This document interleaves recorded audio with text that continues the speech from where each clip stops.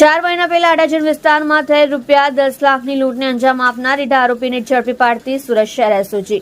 Police commissioner Shri Anupamsinh Gehlot નાઓએ સુરત શહેર તેમજ રાજ્યના અન્ય જિલ્લાઓમાં નોંધાયેલ ગંભીર ગુનાઓમાં ઘણા સમયથી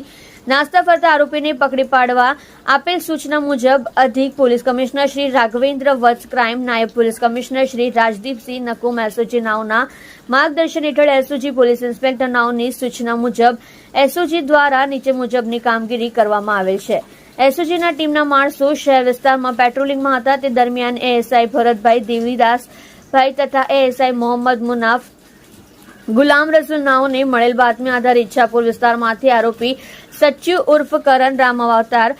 રાવ ઉંમર વર્ષ 32 રહેઠાણ ઘર નંબર 84 આશાનગર હરિનગર પાછળ ઉધના સુરતવાળાને ઝડપી પાડવામાં આવેલ છે। મજકૂર આરોપીની પૂછપરછ કરતા હકીકત જણાઈ આવેલ છે કે 4 મહિના પહેલા તેના મિત્ર સંજુ એક વ્યક્તિ બેંકમાંથી મોટી રકમ ઉપાડીને લઈ જાય છે તે ટીપ આધારે તેણે તેના અન્ય મિત્રો રાકેશ ચૌધરી વિકી 25 તથા જાવી સાથે મળી અડાજણ ગૌરવ પથ રોડ પર